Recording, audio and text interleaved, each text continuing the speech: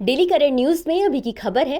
पहली बार अंटार्कटिका में पहुंचा बर्ड फ्लू। हाल ही में पहली बार अंटार्कटिका में बर्ड फ्लू की पुष्टि हुई है। अंटार्कटिक बेस प्रिमावेरा के पास अर्जेंटीना के वैज्ञानिकों द्वारा पाए गए मृत स्कुआ समुद्री पक्षियों के नमूनों में वायरस की उपस्थिति की पुष्टि की गई थी। स्पेन की higher council for scientific investigation यानी CSIC के अनुसार एवियन इन्फ्लुएंजा वायरस दूरी और प्राकृतिक बाधाओं के बावजूद अंटार्कटिका तक पहुंच गया है।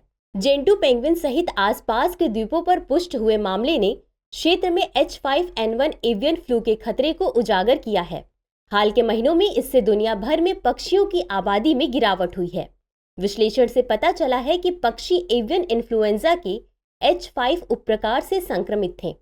इसके अलावा मृत पक्षियों में कम से कम एक में अत्यधिक रोगजनक एवियन इन्फ्लुएंजा वायरस था।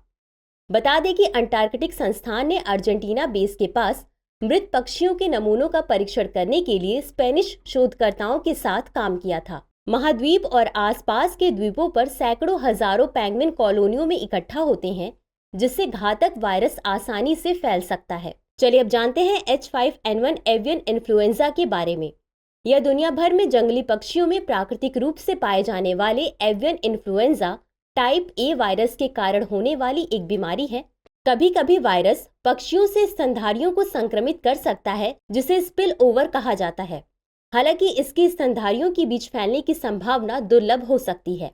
H5N1 एवियन इन्फ्लुएंजा का उपप्रकार है। इसमें संक्रमित पक्षियों, उनके मल या संक्रमित पक्षी शवों के संपर्क के माध्यम से अन्य स्तनधारियों जैसे कि मिंक, फेरेट्स, सील, घरेलू बिल्ली आदि को संक्रमित करने की क्षमता होती है। गौरतलब है कि वर्ष 2019 में भारत को एवियन इन्फ्लुएंजा यानी H5N1 मुक्त घोषित किया गया। हालांकि दिसंबर 2020 और वर्ष 2021 की शुरुआत में भारत के 15 राज्यों में मुर्गी पालन क्षेत्र में एवियन इन्फ्लुएंजा H5N1 और H5N8 के प्रकोप की सूचना मिली थी। अंत में देखते हैं आज के अभ्यास प्रश्न को। H5N1 के बारे में निम्नलिखित कथनों पर विचार कीजिए। 1.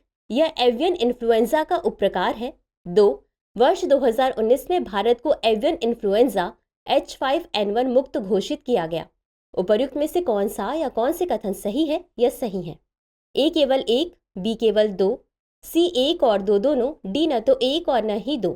इस प्रश्न का उत्तर कमेंट बॉक्स में जरूर दें। अभी के लिए बस इतना ही। शुक्रिया।